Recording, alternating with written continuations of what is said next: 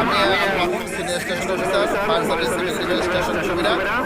আমরা 9:10 সময় আগুনের সংবাদ পেয়েছি। সংবাদ পাওয়ার সাথে সাথে কুমিল্লা ফায়ার স্টেশন থেকে 3টি ইউনিট নিয়ে আমরা দ্রুত ঘটনাস্থলে এসেছি।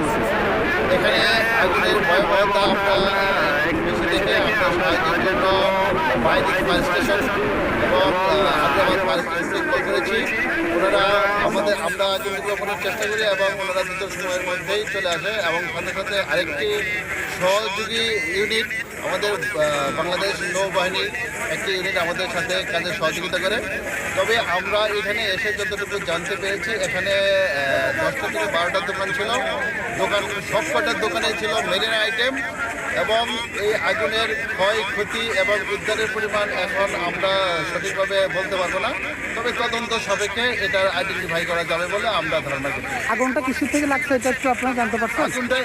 আগুনের সঠিক কারণ এবং ক্ষয়ক্ষতির পরিমাণ এখনো সঠিকভাবে বলা যাবে না, এটা তদন্ত সাপেক্ষে এটা বলতে হবে। আপনারা কয়টা ইউনিট কাজ করতেছেন বর্তমানে? 5টা ইউনিট বর্তমানে কাজ করছে।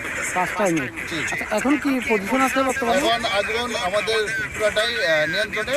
এখন ড্যাম্পিং এর কাজ চলতেছে, অল্প একটু আগুন আছে, আশা করি যে অল্প সময়ের মধ্যে ঢাকা চট্টগ্রাম মহাসড়ক উভয় লাইনে কিন্তু আপনার যানজট লেগে আছে। আপনারা এটার ব্যাপারে কি বলবেন?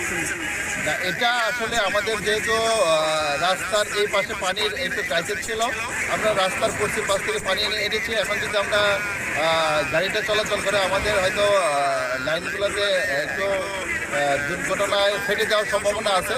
যদি আমরা হুইসলাম ব্যবহার করেছি, কারণ এবড়োথেবড়োভাবে গাড়ি চলাচলের কারণে হয়তো আমাদের যে ফায়ার ইকুইপমেন্টগুলো ক্ষতিগ্রস্ত হতে পারে বলে আমরা এটা আপাতত সাময়িকভাবে আমরা এটা বন্ধ রেখেছি এবং এটা আমরা এখনই অল্প সময়ের মধ্যে আমরা এটা রিকভারি করতে পারবো বলে আমরা আগে পুলিশ এবং যারা প্রশাসনের লোক আছে ওনাদের সাথে এটা কথা বলে নিয়েছি।